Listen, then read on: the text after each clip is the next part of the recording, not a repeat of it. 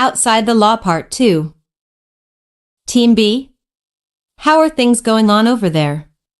Ryder asked after contacting Team A. We're still trying to find a way in, Ryder, said Rocky. The building they were trying to infiltrate was heavily guarded. The FBI expected someone to try and break in, so they covered all the bases. There were sweeping stoplights, armed guards, and a regular patrol around the building. They even had people up on the roof. All on high alert. Ryder, we might have to fight our way in, because they have this entire place locked down, said Zuma. What do you think, Zuma? I agree with Waki, it's going to be the only way in. Okay pups, but be fast. They're going to radio for help the moment they see you. That will limit your time, warned Ryder. Okay, we will. Over and out, said Rocky. What's the plan? Asked Zuma. The team leader thought for a moment. We need to get rid of the guys on the roof first. Then we can work on the rest of them, he said finally. Zuma nodded and pulled their hoods up. There was a fire escape running up the side of the building. Luckily, there wasn't anyone guarding it. Quick on their paws, they silently made their way over to the old ladder and began to climb up it. Rocky peeked his head over the roof. There were 4 men, one on each corner of the room. Rough, googles, whispered Rocky. He scanned the men and realized all of them had military-grade rifles. Rocky pulled his head back in. 1. These guys are armed and dangerous. We need to pick them off one by one if we're going to have a chance, he whispered. Each of us will take one. Be silent, so the 4th one doesn't know we're here. The roof was very large, as was the building. The pups pressed their pup tags, and the black stripe running through each of their clothes spread, taking overall color, turning it pitch black. The pups climbed up the ladder quickly and kept close to the ground. One man yawned. Jimmy, you still awake? He asked. Yeah, John, I am, he said. I feel like all this security is a waste of time. No one is getting in here, said another man. Yeah, but orders are orders. Besides, we're getting paid very well to do this, said the last man. There was silence for a minute. Rocky crept over to Jimmy and cuffed him over the ear so hard, his brain vibrated against his skull, knocking him out instantly. Zuma tiptoed over to John and held his claws to his throat. And you better not scream, or I will kill you, said Zuma. The man weakly nodded. Zuma would never do such a thing, well, but the man didn't know that. Zuma thought for a moment then asked. Do you have a key card? The man nodded again and took the chain off his neck, placing it gently in Zuma's open paw. Zuma then punched the man in the side of the jaw, and he went out like a light. Rocky and Zuma looked up and saw Marshall, licking his paws. Wow, you guys are slow, he said. At his paws were the other 2 men, bound and also knocked out. Great job, Marshall, complimented Zuma. Rocky looked around on the roof for a way in. Maybe we don't have to fight the men at the front. There was a metal grate that connected to the AC system in the very middle. Rough, laser, said Rocky. A laser attachment came from the cloth on his left paw, and he proceeded to cut out the grate. What if these men wake up? Asked Marshall. Rocky thought for a moment. We can always spray them with chloroform, he answers finally. I'll do it, said Zuma. Bark, chloroform, a small spray bottle attachment came from his clothes. He spayed each man lightly in the face. They'll be out for a while, said Zuma. The pups jumped down into the metal tubes. There was a loud clang as they hit the bottom, and they froze for a good 5 minutes. That was almost the show test commute mission in history. He muttered, walking along. Rocky scanned the tubes, looking for the one that would put them in the computer room. Marshall, the signal isn't doing well in these metal tubes. We'll have to figure it out on our own. Okay, what about this vent? He said, stopping. Rocky and Zuma turned around. We can try it. Let's go, he said. Marshall jumped down onto the ground, the other pups right behind him. Hey, did you hear something? Came a voice down the hall. Yeah, I did. Let's go check it out, came another. They heard us. What are we going to do? Hissed Rocky. The pups whirled around, taking in their surroundings. It looked like they were in a filing room of some sort. The footsteps got closer. If there's someone in there, we will shoot on sight, came a voice, threateningly. We can hide in one of these cabinets, said Zuma. One of them has to be empty. The pups began looking. The footsteps were very close now. This is taking too long, said Rocky, engaging his goggles. He scanned over the cabinets and found out that there was one empty one. In here, he said, grabbing the handle to said cabinet. It was locked. Of all the cabinets to be locked, why is this one? He thought. Marshall held the lock in his paws and it melted away. The pups jumped in the cabinet and closed the door just as the door was opened. A light was turned on. The cabinet was big, but it was very cramped for the three pups. They heard heavy footsteps outside. Do you smell something burning? One guard said. No, can't say that I do, said the other. I could have sworn I heard something, said one. Me too. I guess we're just jumpy, said the other, leaving the room. Soon, they heard the other leave, and the lights turn off. Zuma went to open the door. No. This could be a trap. They could just be waiting for us to leave, hissed Marshall. And sure enough, they heard talking on the outside. Do you think something's in there? Asked one. I don't think so. We have other hallways to patrol. Come on. They said. They heard footsteps down the hall, and they were gone. Rocky was all too happy to get out of the cabinet, taking a breath of fresh air. Your butt was in my face, Zuma, he complained. Sorry, I was really tight in there, he squeaked. Guys, we need to keep looking, chastened Marshall. He opened the door quietly, and the pups all walked out, closing it behind them. They crept down the shadowy halls, hiding behind anything they could find. Then they found it. It was the computer room, and they were all powered off for the night. Found it, said Zuma. They slid into the room and locked the door behind them. Rocky and Zuma jumped up on the chair together, while Marshall kept watch. Rocky booted up the computer, and it immediately asked for a password. Cryptorictum 2024, D's. Ah, man, mumbled Rocky. Plus. I got it, said Zuma, swiping the keycard up under the scanner. The computer immediately unlocked itself, and they began browsing the files.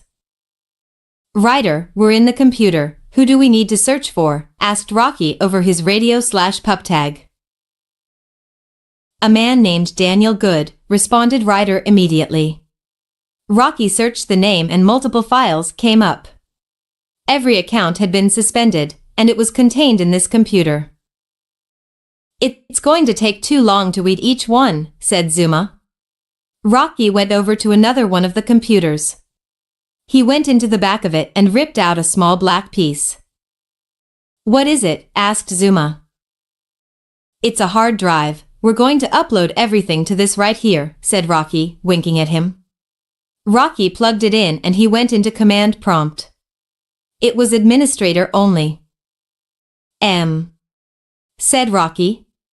Would you like to do a face scan if you forgot the password? Read the computer. Oh, we can just do that, said Zuma, hitting the button. Zuma, no.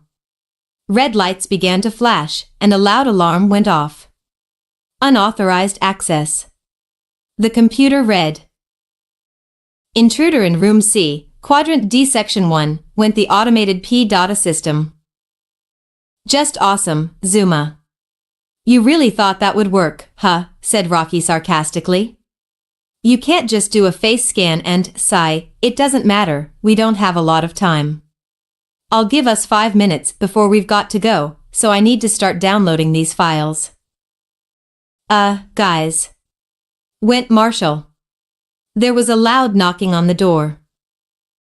Open this door, whoever is in there.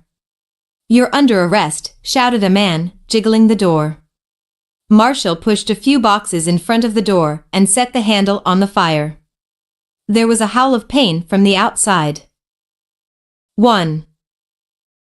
That will hold them for a bit, but now we're stuck in here, said Marshall. Walkie, I. Just go help Marshall, Zuma, K? I'll take care of this, said Rocky, coldly, turning back to the screen. Zuma looked hurt, and a little guilty, but did as he was told, and helped Marshall find things to put in front of the door. Someone managed to put the key in and unlocked the door, and they were trying to force the door open. Rocky was typing something into the computer and overrode the password.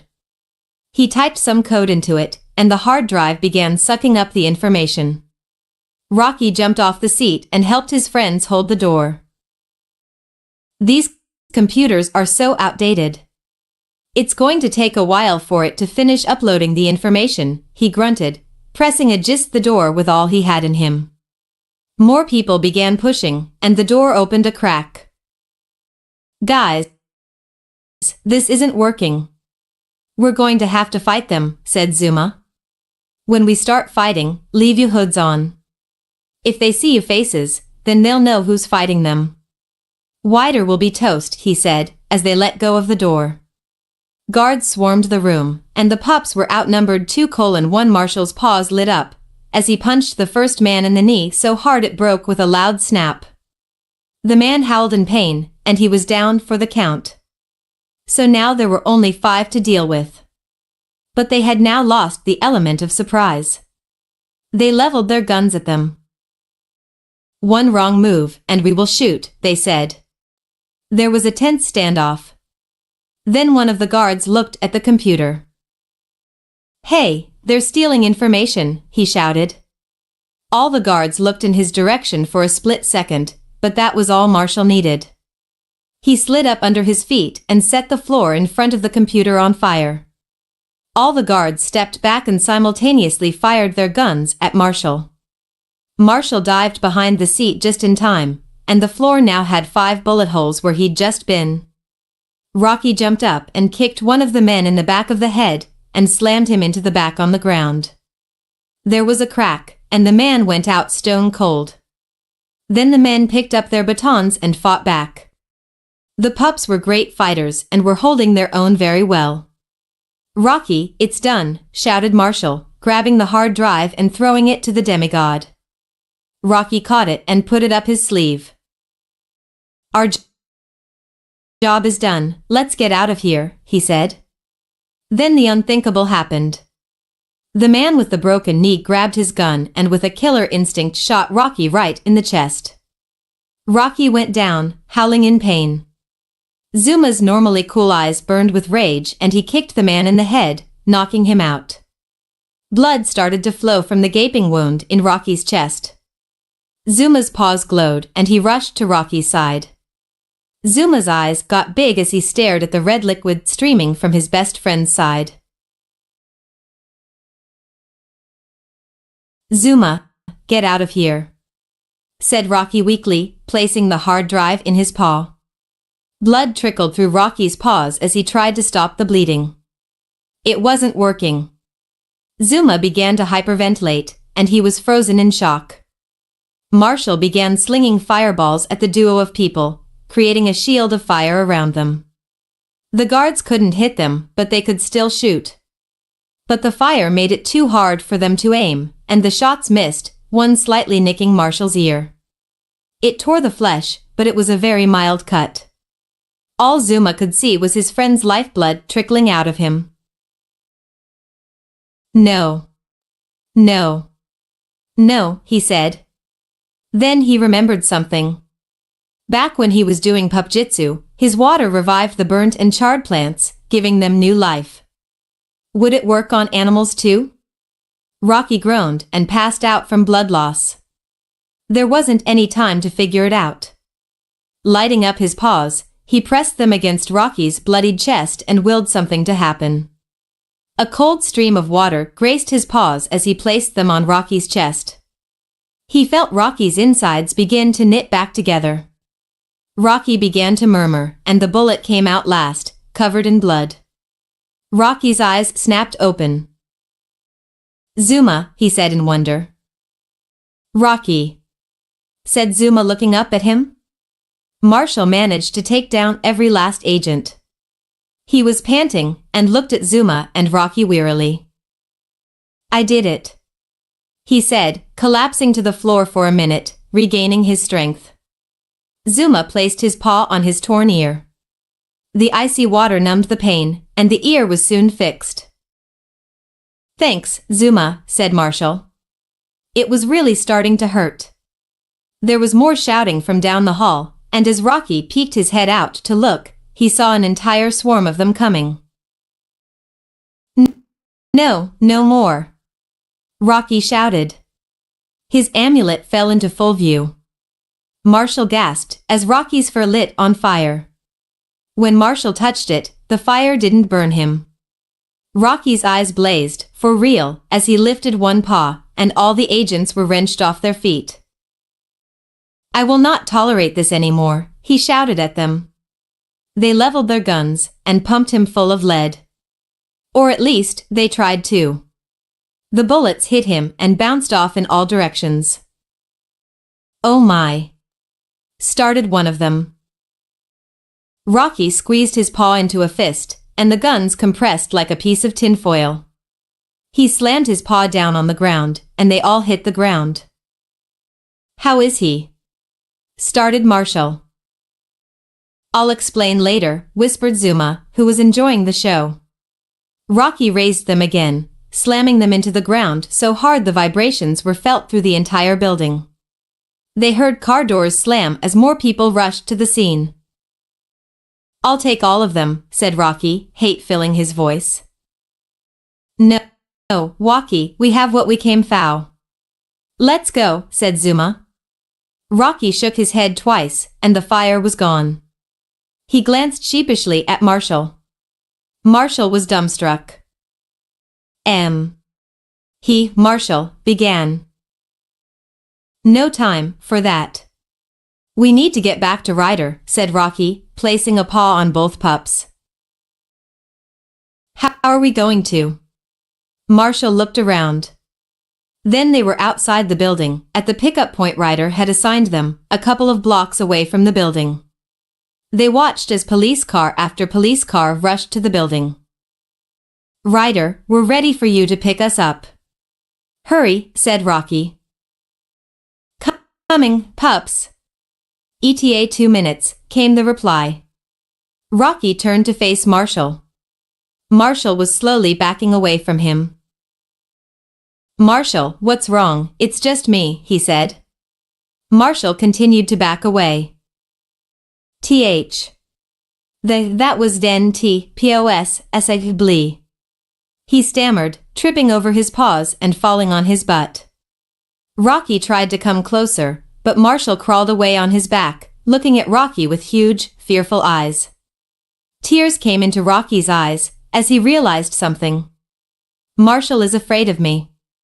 Rocky quickly bounded over to him and touched his nose to his. He felt Marshall tremble. I'm not going to hurt you, Rocky whispered. Are you sure? He said. Yes, I'll never hurt you, or any of the pups. He felt Marshall stop trembling, and immediately pulled away from him. He thought he heard a growl from someone, but he wasn't so sure. Marshall got up and licked Rocky's cheek. Then Paw Patroller came into sight, and Ryder landed. Come on, pups. Let's get out of here before anyone sees us. When they were in the air again, Marshall went to open his mouth and spill everything to Ryder, but Rocky intervened. Don't you do it, Marshall. Marshall looked at Rocky. Did you just? Yes, I did. Zuma and I will fill you in tomorrow, but just be quiet for now, Kay? Marshall nodded his head. How'd it go with pups? Asked Ryder.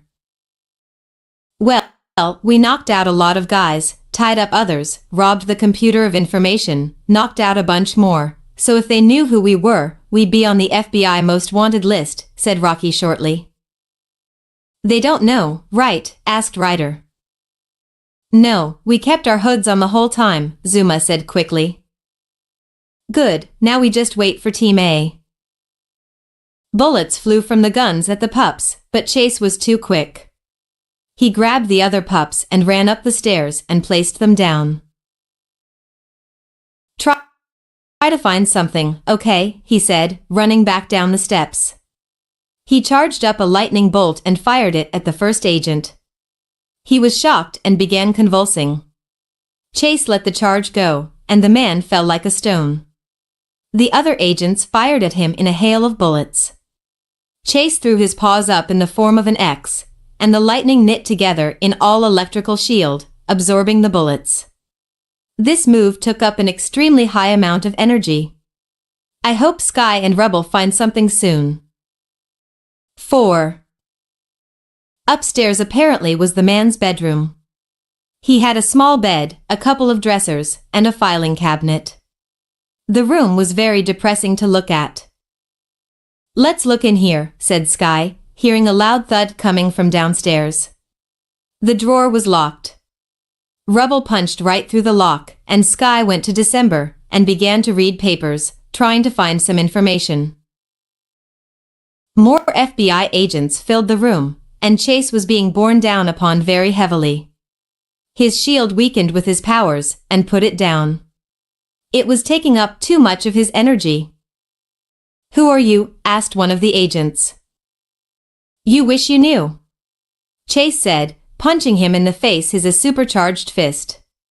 He went out cold, but there were 3 more to take his place. Chase threw lightning here and there, but more just came in. It was all too fast, Chase couldn't take it anymore. I wish you would just slow down, he yelled, slamming a paw on the ground. A blast of lightning spread from his paws in all directions. Then everything stopped. He looked at the agents. They were moving so slow, like they were underwater. Chase saw that the bullets were moving slow too, so slow that Chase could knock them out the air. Wow, I can control the speed of anything I want? Awesome, he said. Chase noticed the lightning circling him was going counterclockwise. So this lightning reflects my powers. Interesting, thought Chase. He ran up to the pups to help them find anything useful. Sky was surrounded by papers. Chase, what happened? She asked. I don't hear anything anymore. Let's just say, the agents got stuck, Chase said, smirking. There are so many papers for December. We can never read them all, complained Rebel. Let me see those, said Chase. Here, start with this stack, said Sky. Chase flipped through them all. There's nothing in here relating to Jason, said Chase. Yeah, real funny, Chase. Now actually read them, said Sky, not looking up. No really, I did, said Chase. Apparently my speed applies to more than just my paws, he said. Oh, really? Then you can read mine and Rebel's too, said Sky sarcastically. Okay, replied Chase, flipping through Sky's stack and Rebel's stack. He pulled out 3 letters. Here they are, he said, giving them to Sky. How did you? Believe me now? Asked Chase. Sky nodded her head. Let's get these letters back to Ryder. He grabbed Rebel and ran to the rendezvous point. Then he went back to Sky. Hop on. Chase said, lowering his front side. Skye giggled and straddled the German shepherd. She held onto his neck, and Chase began to run. He thought about going back to Rubble, but he wanted to be alone with Skye for a little bit. So he turned away and just ran around, going through a small forest, then an open plain up under the stars. This is fun, yelped Skye, clinging to Chase tighter. She didn't even care where they were going. Chase ran to the top of a small hill and stopped. Like the ride? He asked, cocking his head a little. It was very enjoyable, Skye said, looking him in the eye. Chase tapped his pup tag. We're at the rendezvous point, come pick us up, he said. Okay, I'll be there soon, ETA, 5 minutes. What do you mean, we're already there? Asked Skye. We will be by the time he gets there, Chase said. Skye yawned and laid her front side on Chase's back. I'm tired, she murmured. I am too, said Chase. Skye tightened her grip on the shepherd. I really like this, she said happily. I really like your smile. Chase finished weakly. If Skye noticed anything, she didn't say anything. 1. Let's stay out here for a while. I'm sure Rubble will be fine, she said. Chase was surprised, but did as she requested. They both looked up into the starlit sky. Ryder will be here soon, said Chase, a little sadly. Yeah, we should get back, said Skye, unconsciously rubbing the fur around Chase's neck. Chase began to pant a little bit. Then he took off, leaving the mountainside quickly. He ran over a small lake, letting the spray mist him a little. Skye giggled a little and dipped a paw in the water and slashed Chase with it. Chase slowed down a little bit, not wanting the moment to end. Chase, you're going to slow. We're starting to sink, observed Skye. Yeah, said Chase, picking up the pace. He ran back to Rubble, who was passed out. Thanks, Chase, that's just what I needed, said Skye, licking him on the nose. Chase blushed a little. Skye, The Paw Patroller came into view and quickly landed. The moment was ruined. 3. Come on, pups. I'm sure you're ready for bed, said Ryder, picking them up. Rocky, Zuma, and Marshall were passed out side by side. Rubble had already hit the hay. Ryder picked Rubble up and Chase and Skye followed him. How'd the mission go? Asked Ryder. It was great. I had to fight a little, but then I learned how to control the speed of other things. I found 3 papers with Jason's name on it, said Chase, handing them over to Ryder. Great job, pups. Ryder produced the USB drive and placed it in a drawer. And no one saw you, right? Nope, no one, said Chase. Ryder nodded and began driving home. Chase heard soft breathing close to his ear and realized that Skye had fallen asleep on his back. Chase went to slide her gently off, but Skye woke up. No, Chase. I'm good where I am, she said, slurring her words a bit. Yes, shouted Chase in his mind. Chase laid down on his front and passed out as well. Ryder was tired too, and when he made it to the lookout, he didn't even put the pups in bed. He just left them there with a blanket over each and went to bed in the lookout. Our first undercover paw mission is a success, he thought, slipping up under the covers.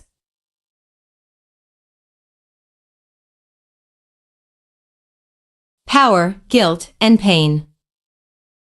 Rocky woke up, feeling very sore. What was I doing last night? Oh, yeah, covert missions and stuff. Rocky thought about the hard drive he'd managed, barely, to get loaded with information about good. I guess I'll work on that today. Why am I? Rocky looked around, releasing he was still in the Paw Patroller. Was I really that tired? Rocky felt his eyelids begin to close again. Maybe, just for a little bit, I'll catch a few more winks. Rocky was about to go back to sleep when he noticed he didn't see Sky anywhere. Then he saw her, lying atop Chase's back, soundly asleep. Rocky smiled. I'm sure Chase is happy about that. He nestled down back in between his best friend and Marshall. Marshall, what about Marshall? Rocky tried to think, but he was still too tired. Then his eyes fell on his amulet, shocking him awake. Marshall knows my secret. That's what it was. Oh well, the rest of the Paw Patrol is going to figure it out sooner or later, but if I don't tell him something soon, he's sure to tell someone something. Rocky decided to stop thinking and go to sleep. I'll worry about this later. Rocky. Zuma woke up, feeling a bit stiff. He didn't have any memory lapses. He remembered everything about yesterday. He glanced over at Rocky. He licked his ears until he woke up. Zuma. Rocky moaned, still wanting to sleep.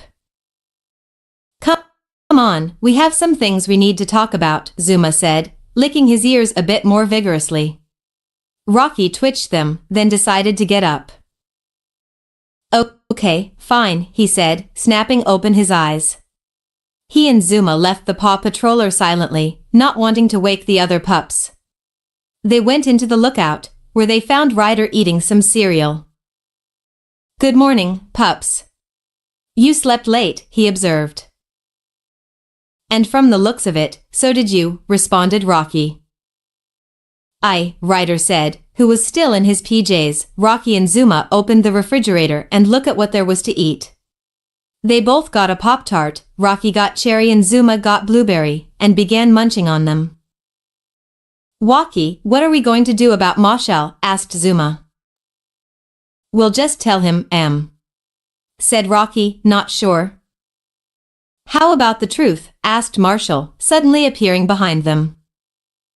How long have you been there? Demanded Rocky. Just got here, he said, rubbing his eyes sleepily. Just tell me what's going on.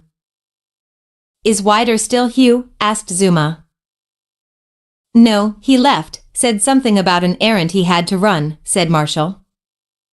Well, Marshall, I'm not who I look like, started Rocky. Well, yeah, that became clear yesternight, said Marshall. I just feel like you won't believe me, said Rocky. Won't believe you? Dude, you spontaneously learned telekinesis and became a living torch. You also somehow are telepathic, pycnokinetic, and able to teleport. I'll believe just about anything now, said Marshall, sighing. Well, okay. When I was born, I was already dead. So my father, who was the creator of everything, gave his life to resurrect me. Oh yeah, in the process, he reincarnated in me, so I now hold the same power he does. Expect I don't know all of them yet. I haven't had time to just sit down and try to figure them out. Also, my power is my greatest strength and my greatest weakness. My father, Mears, had to wear this amulet to keep his powers in check, or they drive you insane, said Rocky, revealing it again to Marshall. It gleamed, and it looked like white smoke swirling around.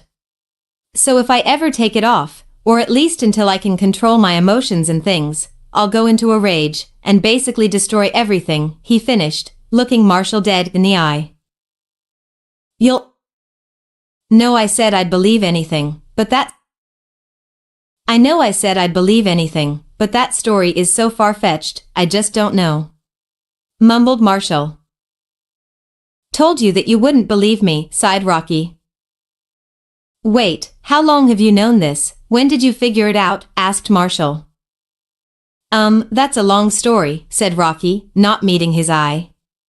I'll tell you later. Wait a moment, you the person in that hospital. You framed copycat, accused Marshall. Rocky inwardly winced. I didn't think about that. Oh, what a tangled web we weave when first we practice to deceive. Rocky had nothing to say, not at all. You lied to me, to us, and poor Chase. He believed you, said Marshall, upset. Copy Kate is a nuisance anyway. We all wanted him to go to jail anyway. Sure, I was wrong, but it's too late now. Marshall, I really need you to be quiet about all of this, said Rocky desperately. But if I know about it and don't say anything, that would make me a bad pup. Whimpered Marshall. He really wanted to back his friend, but he was too afraid of the consequences. Marshall, if anything goes wrong, I'll take all the blame for it, okay? Just pretend you don't know anything. Promise me I won't get in trouble, said Marshall. Yes. I've gotten through to him. I promise, said Rocky, crossing himself. Marshall smiled happily. Well then, of course, I'll support you, because what are friends for? He asked. Every pup loved Marshall. He was fun, happy-go-lucky, easy to make up with, friendly, lovable, and loyal. Rocky gave him a big hug, tail wagging furiously. Thanks, Marshall, he explained. You're welcome, responded Marshall. I might be able to help you with your powers, Rocky. Rocky sat down, confused. What do you mean? Asked Zuma. Our powers are just a dim reflection of yours, Rocky, but the training for ours is the same for yours.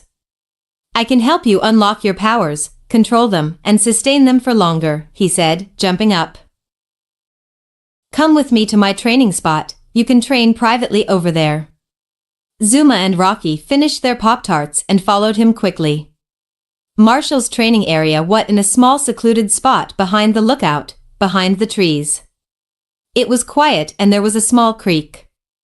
A few birds sang a melodious song. They were about a half-mile from the lookout. Marshall stopped in a small clearing, and to the side was where all the water from the creek deposited into, creating a small lake. It was crystal clear, and a few flowers bloomed on its banks. Wow, this is beautiful, said Zuma, taking in his surroundings. I know, but this used not to be here. It was just a forest. I rerouted water from the bay here, added a filtration system so it's drinkable water. I cleared these trees away, and added sand here from the beach. It took me a whole season to do, but I'm proud of what it turned out to be. It's a great place to go if you ever want to get away from it all and think. I call it Heaven's Majesty. Marshall had never taken any of the pups back here, and no one had ever been allowed here. Sure, Rocky and Zuma had seen his training spot directly behind the lookout, but no one ever knew this was here. It was a very serene place to be. Marshall sat on a stone in the center, and 5 stones were surrounding it. 3. What are these here for? Asked Zuma. Well, if I ever let the other pups know about this place, this is where we will all sit, said Marshall proudly. It's my biggest secret. Why are you showing us this? I thought you wanted it to be a secret, asked Zuma. Well, because you guys told me your biggest secret, I'm sharing mine, Marshall said, paw on his heart. Wow, thanks Marshall, said Rocky. No problem. Plus, since it's a secret spot in Adventure Bay, no one knows about it. So you can train here freely, said Marshall. He was so thoughtful and loyal. Okay, what's first? Asked Rocky, sitting on a stone. Zuma sat beside him. Marshall sat in the center.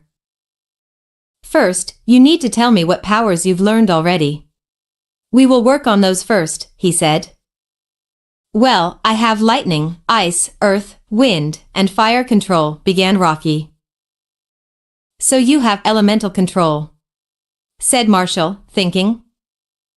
I also have intangibility and bulletproofness. Pycnokinesis, said Marshall. Gravity control, sonic manipulation, teleportation. Rocky had to think for a bit. And I can speak with people through their minds. Telepathy, said Marshall. Telekinesis, and that's everything so far, said Rocky. It seems like overall, your greatest strength is with your mind. You haven't developed a lot of physical attributes, but your mind seems overpowered. Even with your physical attributes, I'm willing to bet my tail that your mind will always be stronger. When you use your powers, what does it feel like? It's like I have a large rush of adrenaline, and then a warm glow spreads through me, said Rocky. Honestly, the first thing I'm going to teach you is how to control the powers you already know. Since most of it is mental, we're going to work on mental strength. Marshall collected a few rocks and threw them at Rocky. Rocky automatically deflected them with his mind, holding them in the air. Okay, just keep doing that. I'm going to give you some more to hold on to. Marshall found a large stone so heavy that both he and Zuma had to carry it. They placed it in front of Rocky. You want me to pick that up? Easy, said Rocky as he effortlessly picked that rock up too. Okay, time to bring in the big guns. Be right back, said Marshall, running away. Come with me, Zuma, he commanded, and Zuma sprang after him. They came back, driving their vehicles. Marshall and Zuma got out. Okay, pick those up, said Marshall. Rocky gulped, but did as he was told. The vehicles floated into the air. But now Rocky looked like it was a challenge for him. This is really heavy, he said. Raise them as high as you can, then bring them down, then up, then down.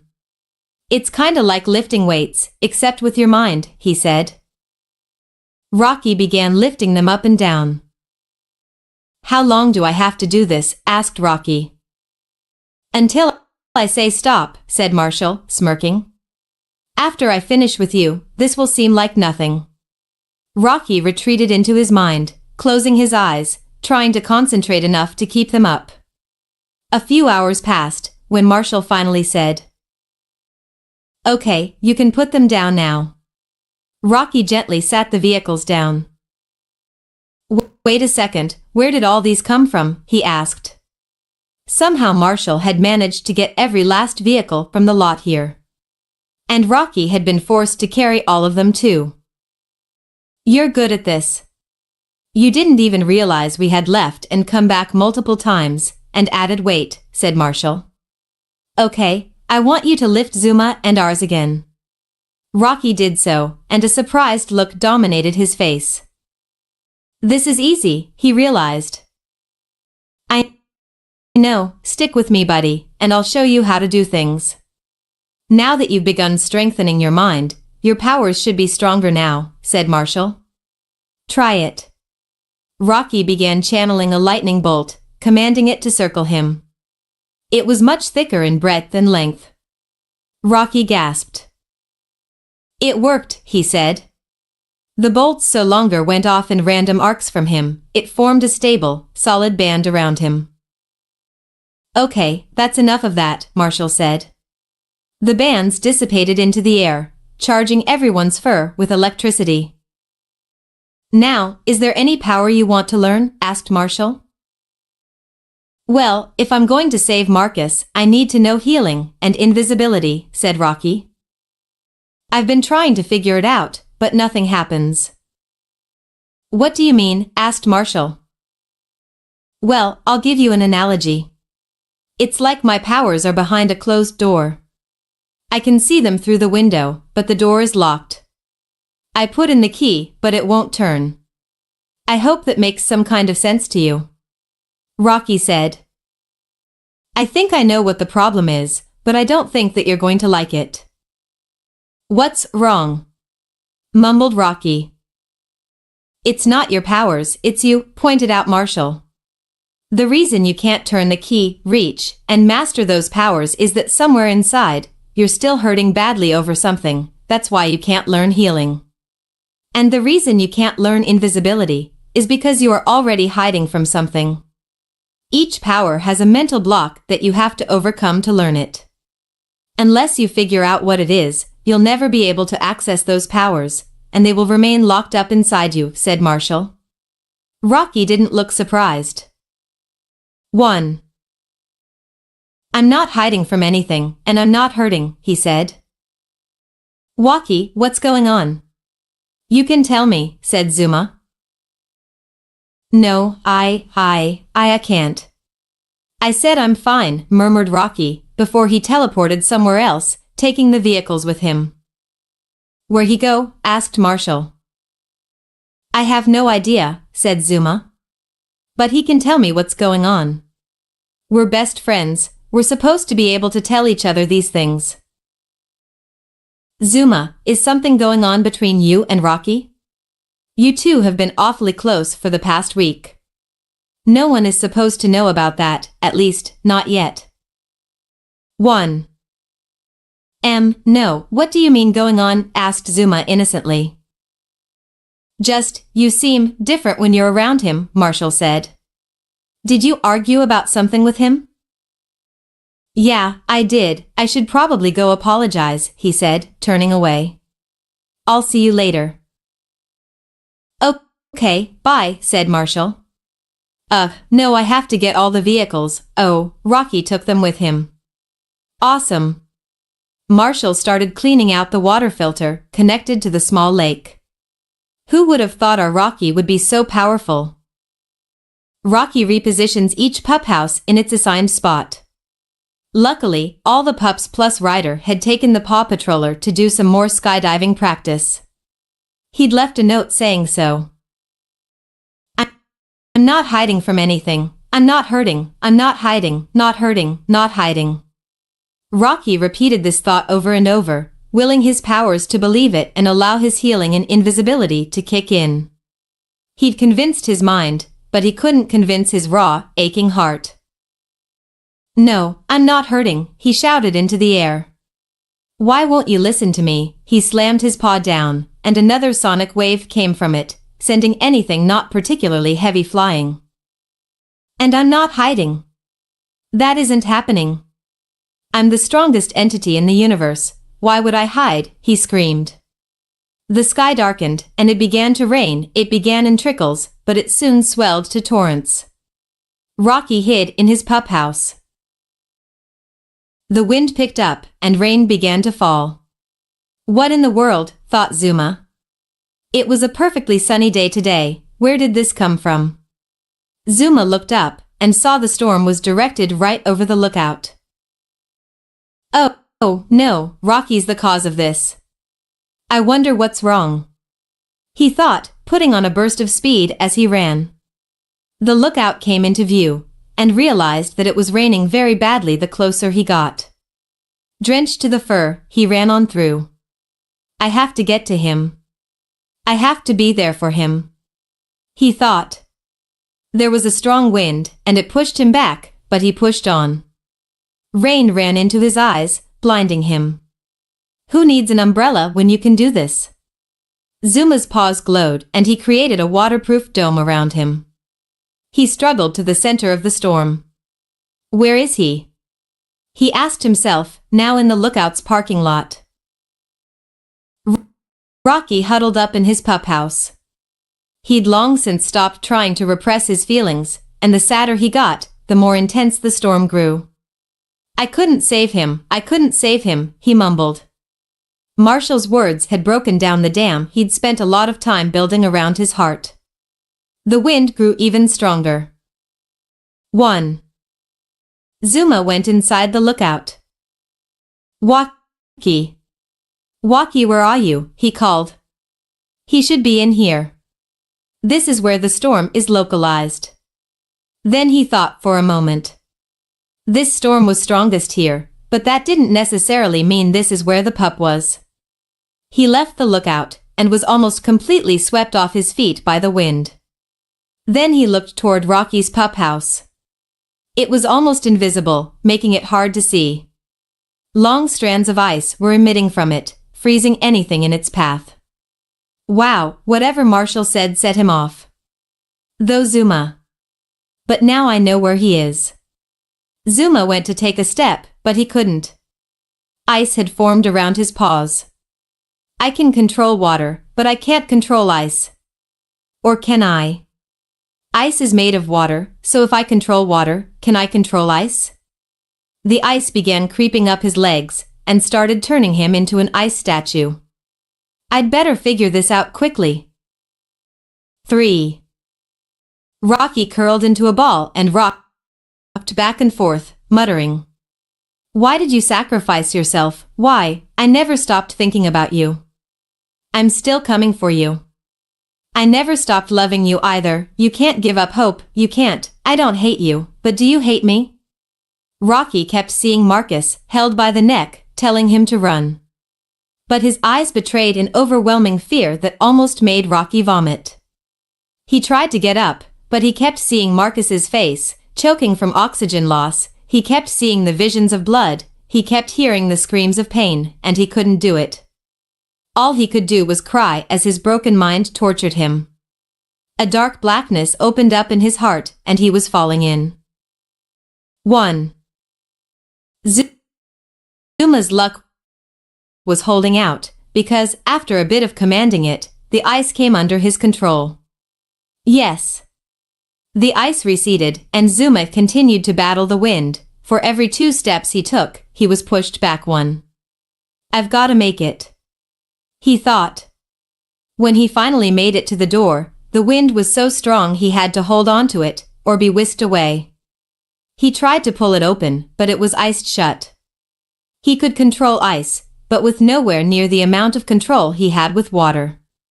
Kept trying, and the door finally unfroze.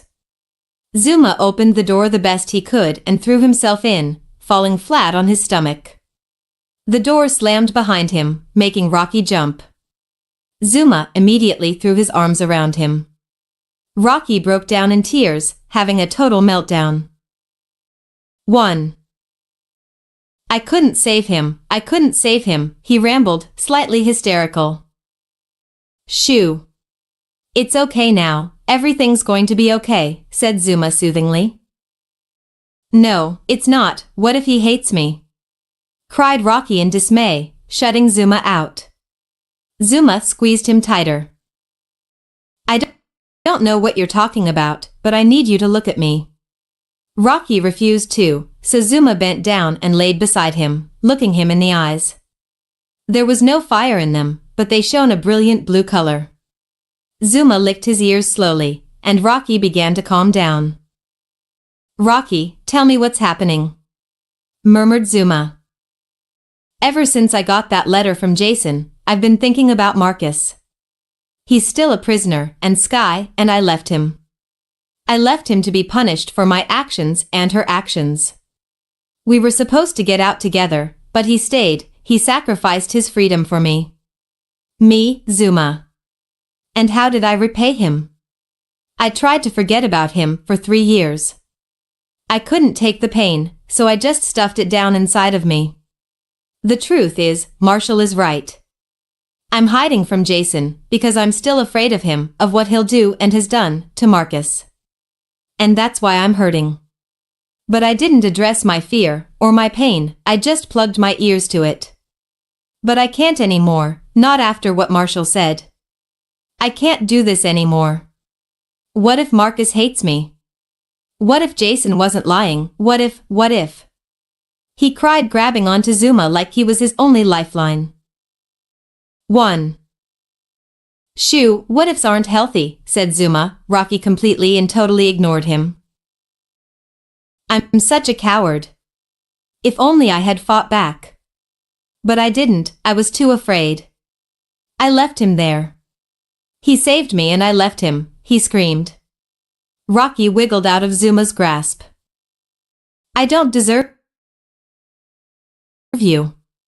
I can't even enjoy you. How can I when I'm such a horrible, backstabbing, cowardly puppy, he shouted, pushing Zuma away. The answer is, I don't. I shouldn't be able to indulge in your touch or your kisses when I've done horrible things. I framed copycat for goodness sake. What am I becoming? I'm a monster. I framed him. He didn't do anything wrong, but he was still punished for it. I should know better, I've been there before, he screamed. He took his claws and tore a long gash down the side of his arm. I should be in just as much pain as I've caused everyone else. Rocky had been trying to keep a hurricane of emotions inside himself. It grew in intensity with time, but Rocky had kept the doors to his heart firmly closed.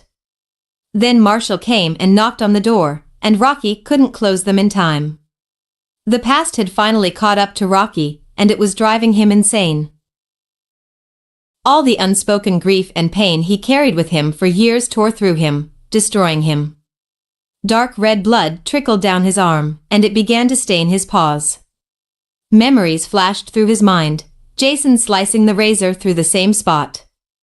Rocky tore another identical line down his other arm, and just as he finished, he was knocked over by a snarling Zuma. I won't hear this anymore, barked Zuma, tears streaming down his face. Stop doing this to yourself. You're really going to sit there and tear yourself apart. Literally. This is just the reason Jason sent that letter, to mess with your mind. Fight it, shouted Zuma right into his face, making Rocky pull his ears flat against his head. Don't let his poison infect you. This isn't you and it never will be. He's using your grief and pain to make you hate yourself. Don't you see it? You're giving in to the battle you've fought inside yourself for 3 years. If you give in, what was the point of fighting in the first place? Because if you allow your past to become your present, you lose the future. You lose our future. Rocky's eyes began to spark. I'm getting through to him. Zuma stepped up his assault. He roughly shook Rocky back and forth with his paws. You never deserved all that pain, but now you sound like you believe you do. Because maybe I do. Maybe fate knew how I would act toward Marcus, and punished me for it before it even happened. And after. Rocky said.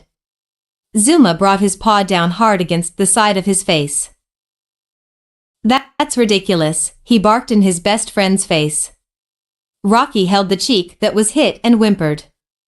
Zuma towered over him, and he looked menacing. You just need to listen to yourself. Do you say the future punished you for the past? News flash. It didn't. The only one to blame here is Jason. Not you. You are not a coward. You are not.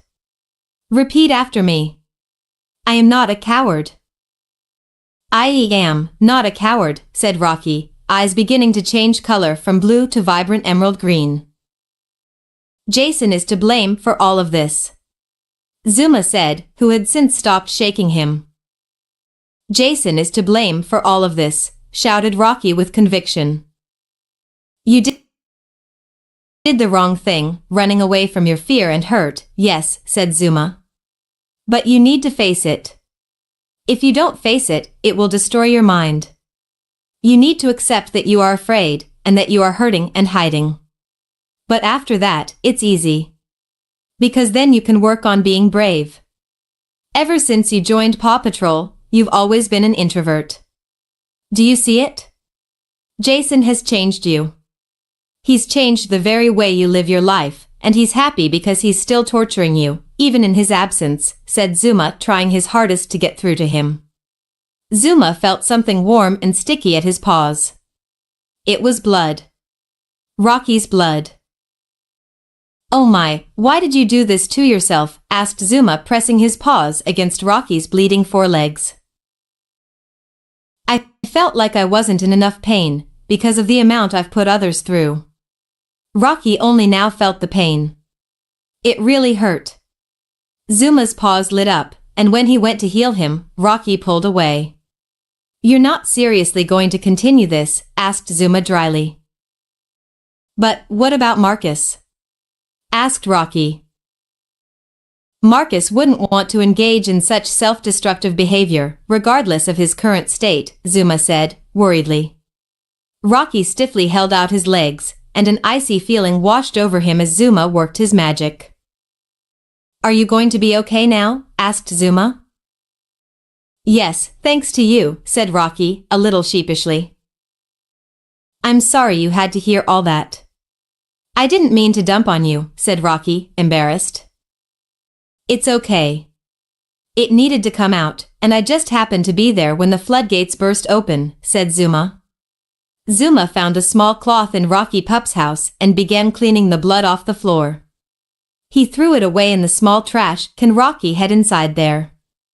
Zuma looked back at Rocky, and he saw a new light in his eyes. I'm not going to blame myself any longer for what happened, he said with conviction. I accept that I am afraid, but I'm no longer hurting, and I'm no longer hiding. What happened to me is in the past. I have to look forward to the future now. Rocky said. The reaction was instant. The rain stopped and dried out immediately. The wind ceased and the sun came out. Yes. I got through to him. I did it. Rocky is back. Though Zuma opened the door. Well, Rocky, I guess it's time to. Zuma looked back, and he didn't see anything. Rocky, he said. He felt a tap on his shoulder and jumped back, slipping on his own paws, and falling hard on a sharp piece of something that Rocky decided to upcycle. Oh.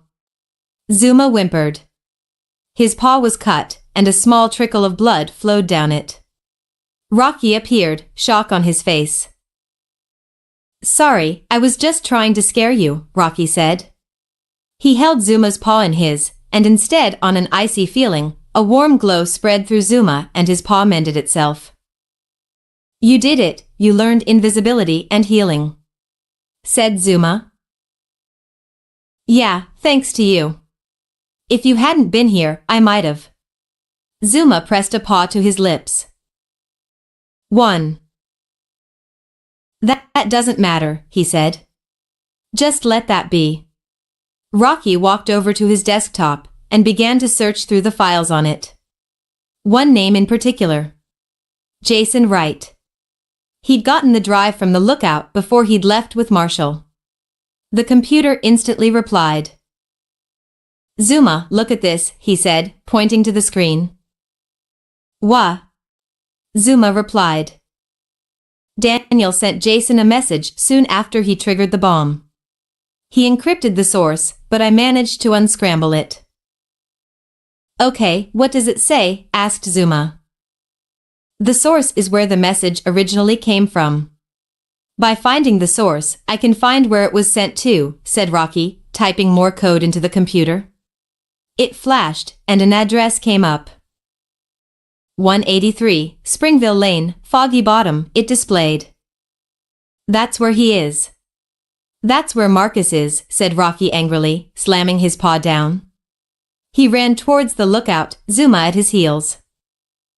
What are you doing? He asked. When the elevator went up, Rocky typed something into the console, and he and Zuma were suited up in their undercover paw suits. You're not thinking of. Yes, I'm going now, shouted Rocky as they were suited up. Without Ryder and everyone else? Asked Zuma. They aren't here, I'll leave them a note, he said, as the machine finished, and began taking them to the lookout. A note. This is crazy. You realize that this is a very dangerous mission, yes? Why would you do this? Asked Zuma. Rocky turned to him, tears shining in his eyes. Because if I were Marcus, I'd want myself to do the same thing. And I know Marcus would do it for me, he said, stepping into the slide. Tell Ryder not to worry, okay? Rocky said, going down the side. Zuma hesitated for a second, then jumped after him. Rough vehicle, shouted Rocky. He fell into the seat as the transformation was completed. Just as he hit the gas and left the lookout, he felt a jolt in the back. Zuma, what are you doing? Asked Rocky. I'm not leaving you behind. I told you that I was coming with you when you told me about him the first time. Friend don't leave friends behind, said Zuma, strapping himself in. You really are a true friend, Zuma, said Rocky, smiling. Ryder, come in, he shouted. Ryder here, what's up? I deciphered where Jason is. I'm going there now, he said, speeding down the road. Wait, what? You're just going to leave without us? Asked Ryder, who was currently falling out of a helicopter. No time to lose. If you get there in time, go to 183, Springville Lane, Foggy Bottom, said Rocky. Wait, don't. Rocky cut the connection. The two roared down the road, breaking every speed limit known to man. Rocky, slow down, screamed Zuma. Rocky eased up on the gas, but not much. He was looking at the monitor, using the GPS coordinates he had put in. About a mile from the destination, Rocky stopped and jumped out of the vehicle. We'll go the rest of the way on foot, we don't want to raise attention, said Rocky to Zuma. You tearing down the road probably already did that, mumbled Zuma to himself. Rocky stopped in front of an old building. He did a flying kick so hard the wooded door splintered to dust. All right, Jason. Give me back my... There was nothing. It was just an old, empty garage. There was a small TV in the corner and that was it. Suddenly, a hard chromium wall slammed down in front of the door. Rocky, said Zuma, a little fearful. Red lights flooded the room and the small TV turned on. Rocky tried to break through said wall, but only managed to break his paw. He screamed, holding his useless paw in one paw. He sat down and began healing his wrist. It didn't take very long, but it still hurt. Okay, no going through there. I'm sure that this is one of Jason's traps. He's insane, and as much as I hate to admit it, he's a very smart man, in an evil, twisted way. Rocky snarled. Rocky. How are you doing today? Went the TV. The pup sat down in front of it cautiously. Just so you know, this is a pre-recorded message. You traced the signal from my good friend Good, eh? Get it? Good and good? Just cut the crap and move on, barked Rocky. You probably want me to cut the crap and move on.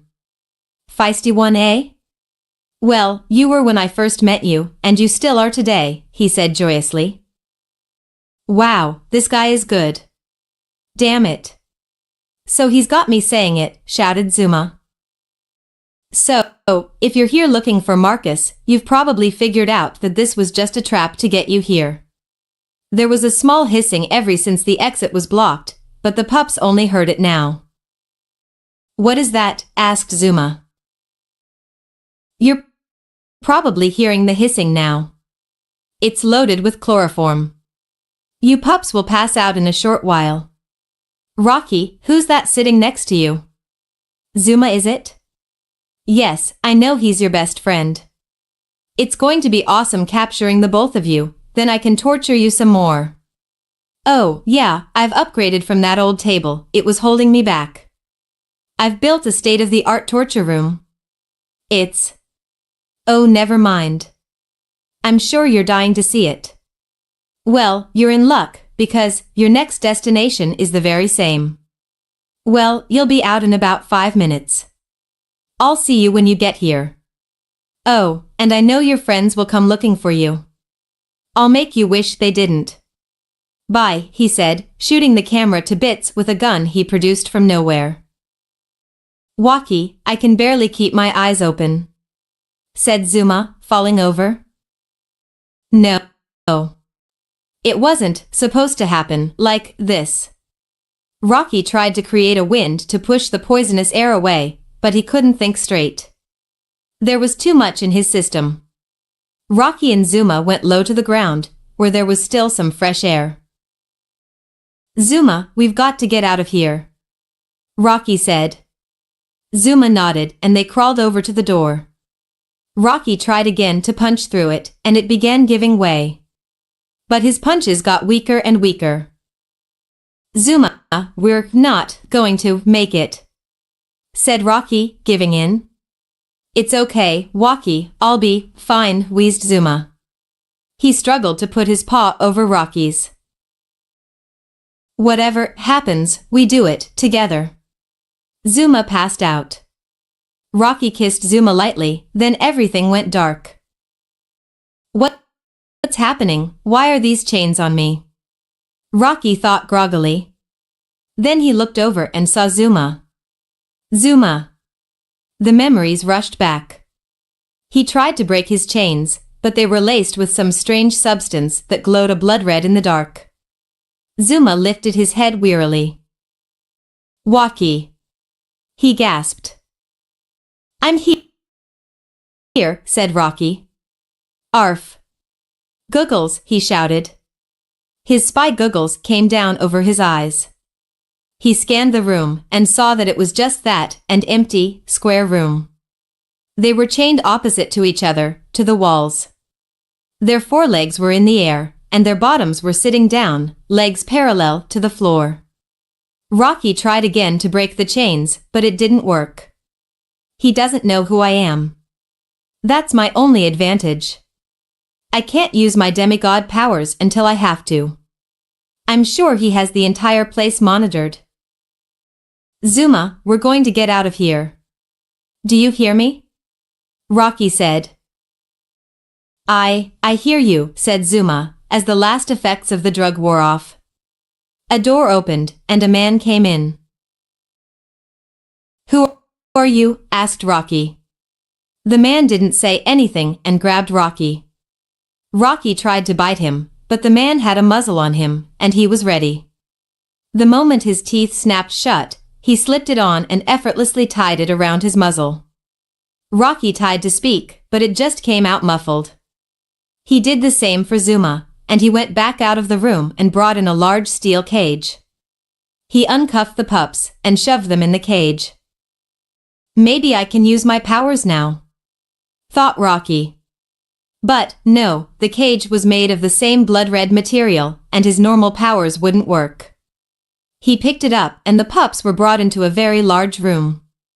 It was very bright in this room, and it blinded Rocky for a moment. When Rocky adjusted to the light, he realized that it was larger than he first thought. He was taken out and chained to a seat about 3 feet off the ground. Zuma was just thrown on the ground, and the man walked away. Rocky. I'll get you out of there, said Zuma. But the moment he touched the chains around Rocky, Rocky screamed in pain. Rocky, I'm sorry, what? He began. Then the door opened again, and the evil man himself walked in. Sorry, pup. I've created those chains to give a nasty shock of pain whenever they are touched. If Rocky tries to touch those chains, you'll only hurt him. You're a monster, shouted Zuma, flinging himself at him. Jason pulled out a remote and pressed a button. Rocky began to howl in pain.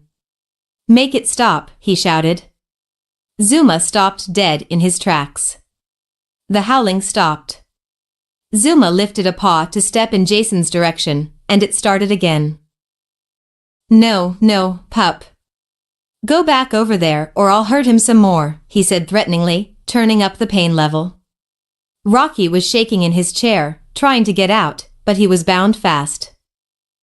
Rocky, I'm sorry, said Zuma, running back over to him. Good, pup, said Jason, smirking. He sat down in one of the chairs, and he rose a few feet as well.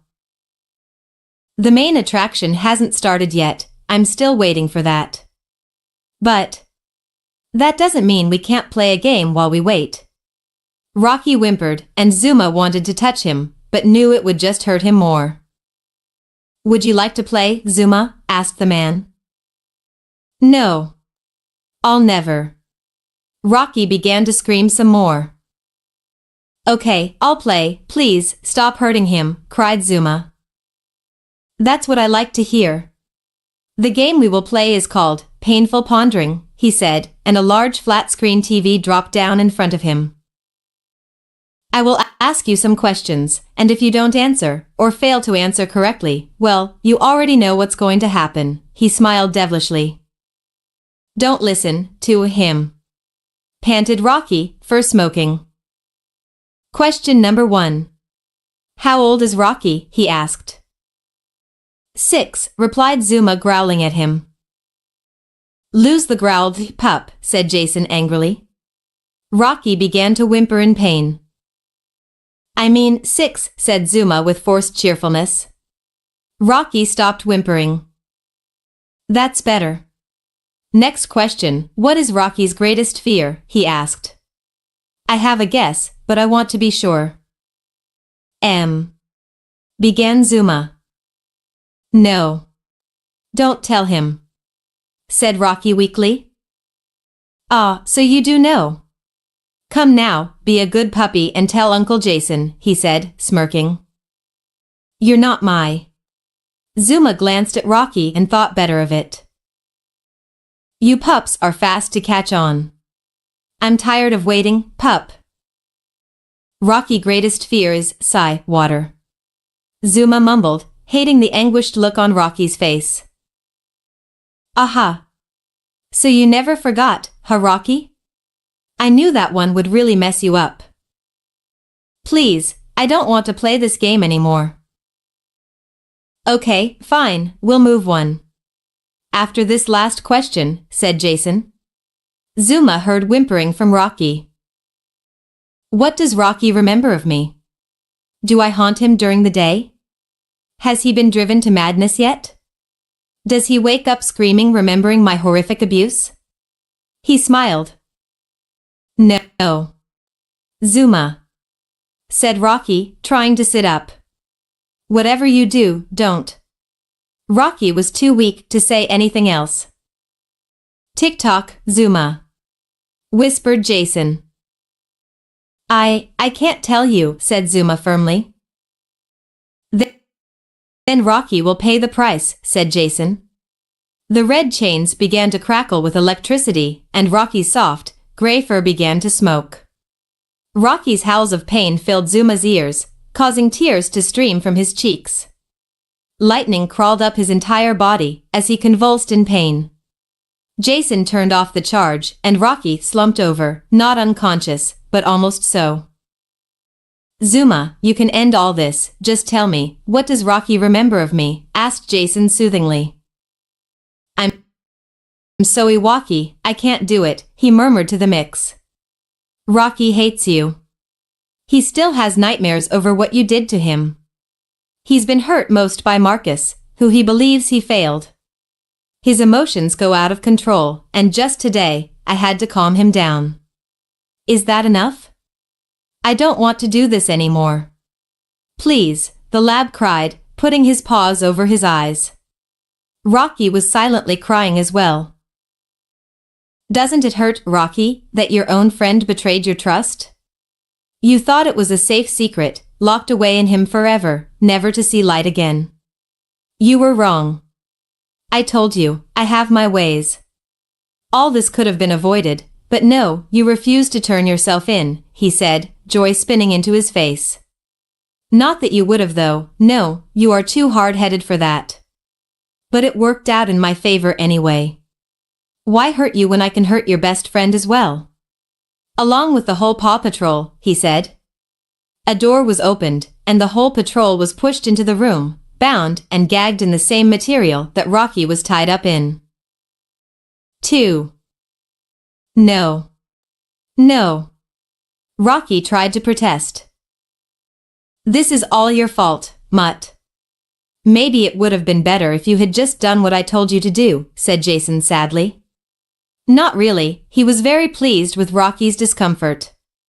Now I have no choice but to make them suffer too, he said.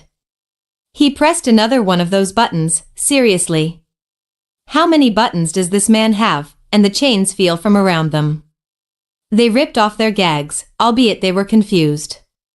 Marshall went to untie Rocky, but was knocked to the floor by Zuma. Don't touch him, he said. The chains are rigged, you'll hurt him if you try to touch them. Marshall nodded and backed away. What are you going to do with us? Asked Ryder. The pup packs had been taken, but they didn't take Ryder's pup pad. They didn't know it was the watch he carried around with him at all times. Rocky was the only one who still had his uniform on. Well, I want to begin by saying, I'm very sorry about all of this. I just want to hurt Rocky, not an innocent boy and his pets. But you all are the things he loves most, so you're the perfect pawns in my plan for revenge. How do you know all of this? Murmured Rocky, regaining some strength. There is one of you here that is a spy, for me. Every night for the past month, he's been feeding me information about the Paw Patrol, and everything he remembers about Rocky, he said mysteriously. And you'll never guess who it was, so I'll just tell you. Brace yourselves, this will be shocking. What? Never. We'd never betray Rocky, barked Chase defiantly. Oh, really? Then how do you explain this? He shouted, pressing a button. The TV, in clear, HD quality, showed Chase with a man in a dark hood. It was night, but the image was bright. There was no mistaking it. All the pups gasped and stepped away from him. Chase was a traitor. 8.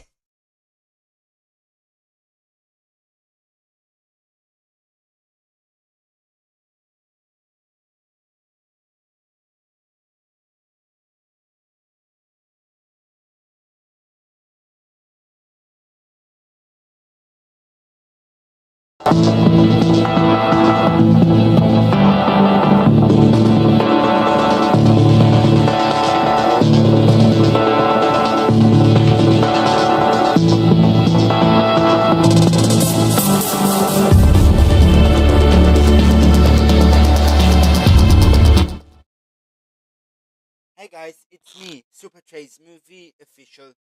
We are now going to take a short break, and I will be come back to continue the story when the past becomes the future. Becomes the future. Until then, have a nice break.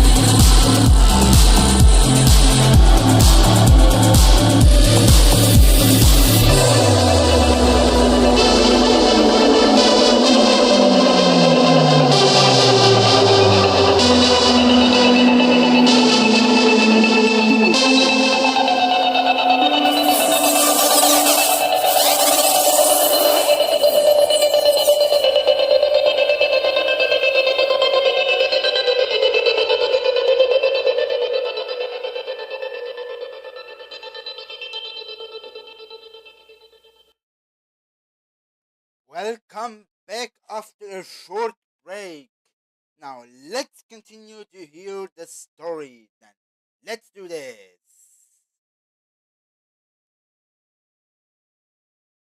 When pups fight. How did you, guys? I don't remember any of this, I swear, he shouted. Sky looked at him hurtfully, then turned away. I can't believe I ever had anything. She stopped herself.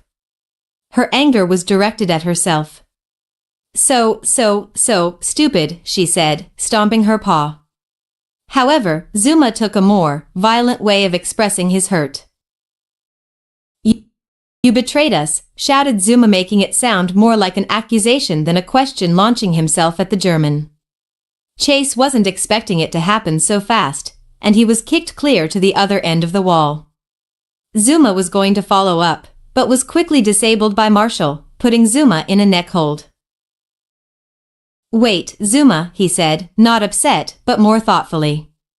Zuma growled, but did as he was told, still glaring daggers at Chase. No, I won't believe it. You were my first dog, Chase. Before there was even such a thing as Paw Patrol, said Ryder in anguish. You'd never do such a thing. Never, I can't. He stopped and just looked at Chase. Say it isn't so, he said. I promise I never did anything. I didn't, I wouldn't, I'd never do this. Chase swore up and down he didn't do it, but the image was clear. Jason just smiled. Not as trustworthy as you thought, Paw Patrol, he sneered. Even Ryder began to doubt Chase. Chase, Rocky rasped, gasping for breath. Why would you do this to me? You know how evil he is, but you still, what did he offer you? Money? Fame? Power? I hope it was worth it, because that's what you sold our friendship for. Rocky said, painfully. He didn't say it angrily, and he didn't put Chase down. No, he just said it in a voice full of pain, self-regret, and sadness. Chase sat down and howled in pain. I'm telling you, I didn't do it, he cried. Chase, how do you explain this, then? Asked Jason. You framed me, shouted Chase, looking ready to spring at him. 1. Remember your friend, or well, used to be, friend, said Jason, lightly tapping the button. Rocky whimpered a little, sharp pricks of pain coming through the chains and burning his tender flesh. But I'll be fair. You told me Rocky is a genius when it comes to computers. Rocky, has this picture been faked? He asked. Rocky looked up slowly, every movement an overwhelming effort. Rough goggles, he said. He scanned the picture, reading the coding script, and seeing if any changes had been made in it. Rough, retract. The goggles slipped back into his uniform. Rocky, tell us this isn't true, he's lying to us, said Chase boldly. Rocky turned to him, tears shining in his eyes.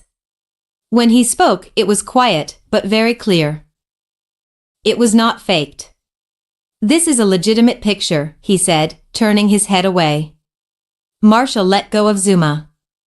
Jason smiled and said, Game 1 is now in session, fighters ready, fight.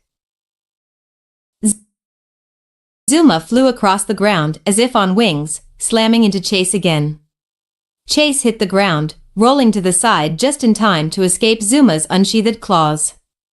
He turned the roll into an attack, kicking himself up off the floor with one leg, the other striking Zuma in the jaw. Zuma stumbled back, spitting out blood. His paw glowed as he fixed his broken tooth, and when he set it down, there was a great amount of rage in his eyes. You little backstabbing mutt. I'm going to make you wish you were never born, he said, lashing his claws against Chase. Blood slid down his chest, and Chase threw his paws up. Please. I don't want to fight you, Chase said. 2. Chase, you know you want to fight him, don't you? Asked Jason. Chase looked tortured, but then his eyes flamed. You'll also like 542K 20 point. Fine, if you want to fight, I'll give you a fight, he said. Lightning circled him, and he took off at Zuma, running around him. Zuma hit him again, but his paw went through him. Chase wasn't there, he was just making copies of himself. Zuma felt a lightning bolt strike through his fur. It hurt, but it just enraged Zuma even more. Zuma blasted all the illusions of Chase with a wave of water. The real Chase slipped on the water, and at the speed he was going, he slammed into the wall, so hard he put a dent in it. Zuma was upon him in a moment, slashing him in the forehead. Blood mingled with water as Chase howled. Marshall, I know you don't believe Jason, and even if you did, you'd never turn on me. Please, help me, he said, dripping blood on the floor. Everyone looked at Marshall. It looked like a fight was going on in him. He walked in between the two wearing pups, who were taking a small breather. Come on, Marshall. Help me subdue him. He's a twiter. I'm sorry, Zuma, but he's my best friend. I can't let you continue hurting him, he said, paw causing the residual water to boil away. Fine. Then I'll fight you both, said Zuma.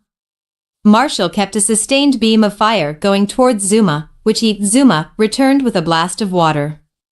Fire and water don't mix, and they both put the other out. Steam floated up in front of them, making it hard to see. No. Stop this, stop hurting each other. Rocky cried. He tried to use his powers to break free, but the chains still held firm.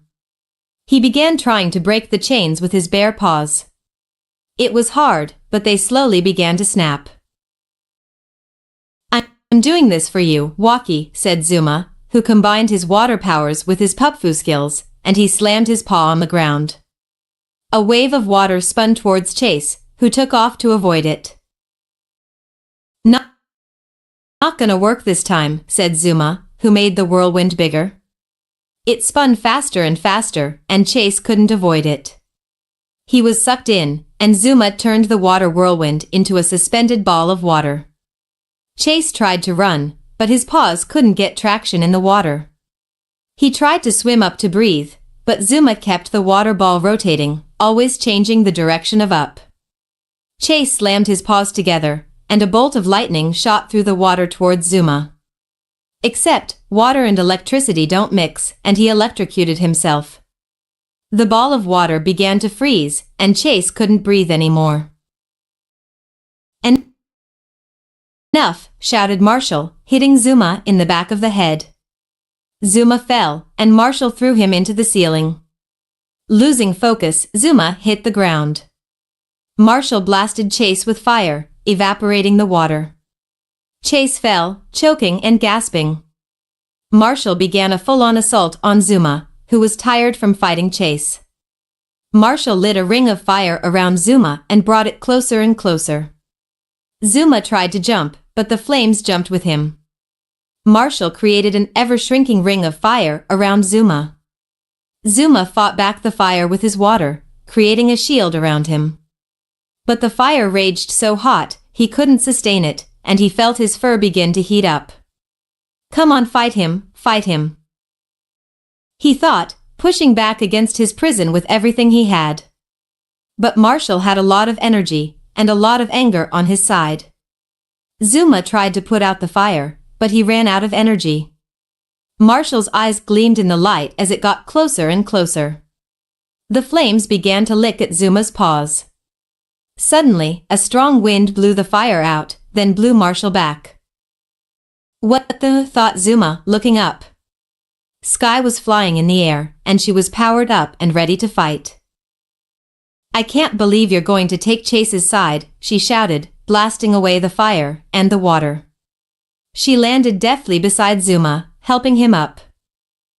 3. You're not going to beat up the one pup who dares to serve justice. I'm almost as good as you, and with my wind and Zuma's water, I'll put you out, she shouted, blasting him into the ceiling, the walls, then holding him suspended in the air, she slung him onto the ground. Her wind was swift and accurate, and did her every bidding. Zuma was healing his cuts and bruises, and was soon ready to fight again. No, don't do it. Don't you get it? He wants you to fight each other. This is his plan, he wants to hurt you, screamed Rocky, struggling furiously at the chains. Another one of them snapped. Yes. I'm going to get out of this, he thought. Jason was eating popcorn and drinking soda. This worked better than even I imagined, he said. Ryder wasn't doing anything, he just sat down and held on to rubble, tears streaming down his face. 3. This isn't my pups, it isn't, he murmured. Okay, time to even the playing field, shouted Chase. A sonic wave came from him, and everything slowed down. However, Sky was ready for the move, and surrounded herself and Zuma in a whirlwind. When the wave hit the wind, it slowed it down, but the pups weren't affected as much. Still, they felt sluggish as Chase and helped up a bleeding Marshall. Chase ran small tight circles, faster than the speed of light. He stopped, and controlled the lighting swirling around him. It twisted into one long spear of lightning. Chase held on to it, and rushed at the pups. Zuma, you take care of Chase. I got Marshall, she shouted. Zuma's paws glowed bright, and he created a suspended dome of water in front of him. When Chase threw the spear at him, it soaked into the water, supercharging it. Zuma swung it right back into Chase's face, wetting him and giving him a nasty shock. Chase was strong, but Zuma was fast. Marshall was still down, and Sky was stalking towards him. Chase touched Marshall with his paw, and there was a small jolt of electricity. Marshall's fur cracked a bit, then he began moving very fast. Oh, yeah, I can do more than slow you guys down. I can speed things up too. Marshall was already an awesome pup foo fighter, but this speed upgrade completely shot his power levels through the roof. He jumped up and began assaulting Sky, who was driven backward. She flew over him and threw a long, thin ring of wind at him. The pressure cut open his flesh, spilling more blood. But Marshall jumped into the air, and with his paw, he slammed Sky down into the ground. There was a crack, and Sky tried to get up, wincing in pain. Her paw was a mangled, bloody mess. Without her paw, she couldn't control her whirlwind anymore. She went on the defense as jets of fire spewed at her. She created a dome of wind around her as the fire made contact. She bumped into Zuma, who was driven back because of Chase's lightning attacks. There were multiple burns on him, and more cuts. He was shielding himself also, with a field of water. The water was cracking with electricity, and he was careful to keep it away from him. Sky's wind field merges with his, and they could breathe a bit, at least for the time being. Sky, let me see that paw, said Zuma. Sky gingerly stretched out her front paw, and Zuma worked his magic on it. No fair, said Marshall. You have a healer. He grumbled. Tough luck, Marshy, said Sky sarcastically. If you were on our side, Zuma would heal you too. Sky, I don't really want to hurt Marshall, whined Zuma. I only wanted to help Chase. You can heal him later, okay, she conceded. There was so much fire and lightning coming at them that their fields were starting to crumble. They could no longer see who they were fighting. Zuma, we have to do pupjitsu. It's the only way we can get out of this, she said, groaning. A few tongues of fire and flashes of lightning broke through. Sky and Zuma began doing the kata Marshall had taught them. What are they doing in there? Asked Marshall, holding up his assault of fire. I don't know, but we are winning, said Chase, blood dripping off his pelt. There was suddenly a flash. Sky and Zuma drew the symbol for air and water respectively. Zuma's eyes turned blue, and Sky's eyes turned pink. They blasted through the protection they had put up, again exposed. A wave of water splashed over the pups of fire and speed, and they felt their injuries begin to close up. Chase was left slightly injured, though. "I'm not here to kill you, just teach you a lesson," said Zuma. When they were fully healed, they attacked. Sky began pulling them in, and Chase and Marshall had to run in the other direction, but still, they were getting sucked in. Water coated the floor, making them slip and fall. Zuma put Marshall into another bubble of water, drowning him slowly. Marshall began to swim to the surface, but the sphere was frozen on the outside, and there was no way out. Chase was added to the sphere, and Sky kept everything together with a blast of wind. They were trapped by two elements. "I'm almost there," though Rocky, who had broken most of his chains. "I've got to stop them." There were just two more chains to break. Realizing they were trapped, Chase and Marshall began doing pupjitsu so fast it made Ryder's head spin. In a flash, the sphere blew open. Chase and Marshall rode their whirlwinds and stared back at them. "Just stop it, okay," said Marshall. "I don't want to fight you." "You guys are my best friends," he said earnestly, fur flaming. "Yeah, just stop trying to kill me," said Chase. "No. You betrayed us," said Zuma, snarling at the German. "1. Yeah, and you beat him up," said Sky, giving Chase the evil eye. Of all the pups, Sky was the hardest on him. "Last pup standing wins," shouted Jason, spurring them on. Jason was a master of his art. He turned the pups on each other, and now they were fighting each other. They weren't a team anymore, they were enemies. "I want to fight, but I don't know who to side with. I'm sitting this one out," thought Rubble.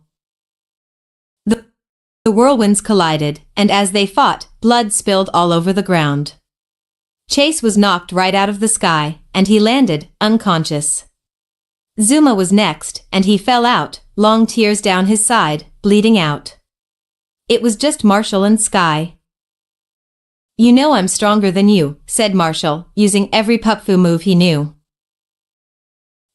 "Yeah, but I'm much faster," shouted Sky. In the end, they knocked each other out, blood pouring across the floor. Ryder had since passed out from the violence, and Rubble was looking like he was about to go the same direction. "Just one more," thought Rocky. Snap. Rocky was free. "What? How did you?" began Jason. Rocky stumbled a few feet. Maybe getting out of that wasn't such a great idea. Rocky had overjudged his strength, and it had come back to bite him in the tail. Rocky was still very weak, and he collapsed on the ground. Jason immediately picked him up, and tied him up again, with even thicker chains than before. "You'll never get out of these," he sneered. He spat in his face, and Rocky winced as the sticky stuff defiled his fur. "How does it feel, Rocky, to have your entire family turn on each other? And you couldn't do anything, because you are weak, you're just a petty, stupid mutt who can't do anything right," he said. Rocky slumped in the chair. "He's right, I'm too weak. I couldn't save them," he thought sadly. "You are nothing. You're worth nothing to no one." Even Chase came to that conclusion. He laughed in his face, and spat on him again. Rocky hung his head. "I hope you don't think that I'm done with you or your friends. Oh, no. This was just to drive a wedge between you. The torture comes tomorrow. I hope you're ready." Jason laughed wholeheartedly. Rocky just sat in the chair, spit clinging to him. "I feel like complete trash. Maybe I am worth nothing." Jason left the room, and came back in with a dog that Rocky didn't recognize. "Who is he?" Rocky murmured. "You don't remember? Well, I let you two catch up then. See? I'm not all evil, you just can't please some people," Jason said, leaving the room. "Rocky? Is that you?" Again, asked the gray mix. Marcus, you're here, Rocky said, wagging his tail. Marcus went over to his former best friend. How'd you get stuck here again? He asked. I came to rescue you. And I still will, Rocky said. Marcus looked at him sadly. There is no escape. Jason has run into a large sum of money, and his torture rooms are fully locked and loaded. Besides, Jason knows all your powers and everything about you. But it's not. Yeah, if Chase wasn't such a big traitor, we wouldn't be in this mess, said Rocky. That's just it. It's not Chase's fault. Yes, he did do it, but not willingly, began Marcus. How do you know this? Asked Rocky. Jason tells me everything about you, just another way to make me suffer, said Marcus dryly. He never expected anyone to ever come back for me, so he hides nothing. When the meteor struck, Jason got powers too. He can mind control people, and his powers have been getting stronger. That's why the police have never found him. They have, but Jason not only can control them, but he can erase memories. He's dangerous. Then how did he get to Chase? Asked Rocky. Marcus went over to the lock on Rocky's chains. This will hurt for a second. Please don't scream, he said. He inserted a claw and twisted it to the side. Rocky bit his tongue to keep from howling. Then the chains fell off of him. How did you do that? Asked Rocky, jumping off the chair. I've been honing my skills since I was first captured. I can pick any lock with my bare paws, Marcus said. After you told Chase about your story, he immediately began looking for Jason. He found Jason's old base that day. Jason was there for some reason, some errand he had to run. Chase was going to arrest him, but then Jason put him under his control. Chase has never been the same since. I've been trying to figure out how to break the charm, but I can't figure it out, said Marcus. So Chase is innocent. He's being used by Jason, and Jason removed his memories. We treated him so badly, said Rocky. 1. Yeah, you did, but now you guys can make up or whatever, Marcus said. How has Jason been treating you? Asked Rocky, tentatively. He fulfilled his promise all right. He makes me go to the torture sessions 3 times a week. He says it's punishment for when I let you guys go free, Marcus said. Rocky turned away from him, tears running down his face. Rocky? Marcus asked. Are you okay? He put his paw over Rocky's, but Rocky pulled away. Leave me alone, Rocky whispered. What? I'm just meeting you again after 3 years, exploded Marcus, spinning Rocky around to face him. He saw tears running down Rocky's pelt and onto the floor. Rocky, what's wrong? Is it something I said? Marcus asked. The Paw Patrol began to wake up from their violent fight. Zuma was the first up. He once again healed all the pups, even Chase, and looked over at Rocky. Is that Marcus? He thought. Zuma decided to just watch. Rocky, you need to talk to me. Best friends don't shut out best friends. Zuma felt a small twinge of pain in his heart. It's just that, no matter how many times people tell me it wasn't my fault, deep down, I know it is. Rocky cried. Marcus pulled him into a hug. Rocky, you can't carry that guilt around with you any longer. It's been 3 years. Don't you think that's enough? He asked. I choose to stay behind. That wasn't your fault, it was my choice. You need to let this go. It will tear you apart. Let it go now. Just let it go. I'm right here for you. We are together again, and we'll escape together, or not at all. I wouldn't have changed my decision for anything. I would have done the same thing. Marcus comforted him, hugging him close. Rocky silently cried into his fur. It's okay. It's all right. I'm fine, and I'm here now. Let's just let the past be the past and look towards the future, he said. Rocky calmed down, and it looked like a great weight had been released from his mind and heart. So you don't hate me? Rocky asked. Rocky, I could never hate you. I love you. And I always have. I thought about you every day since you left. Marcus said. Zuma's heartache increased dramatically. Poor Rocky. He thought. The door opened again, and a small pretty gray mix was tossed in. Oh, Taja, how'd the game go? Asked Marcus, helping her up. I managed to get us something special today, she said cheerfully. She went into her clothes and pulled out a very large chicken bone. It was fried and crispy, and there were a few pieces of it that were chewed off. She giggled a little bit. How did you even manage to get this? Asked Marcus, stepping towards her. I snatched it right off of Jason's plate the moment he wasn't looking. I'm sorry I ate a little of it off, though. I'm just so hungry, she admitted. Rocky began counting her ribs. She looked like she hadn't eaten in days. This is the first time this week I managed to get something, she said. She winced a little and sidestepped. Taja, what happened? Asked Marcus. Nothing, she said. Marcus gave her the don't play with me look. She sighed. Okay. I got shot in the hind leg with a couple of rubber bullets. But I did my best, I promise, she said. I know, Taja.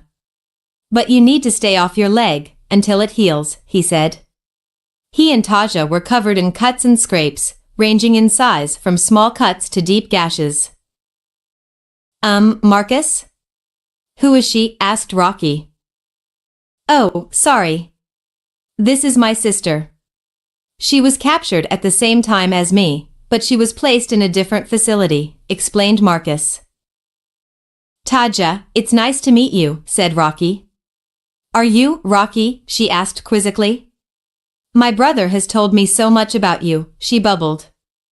I'm so glad I can finally meet you.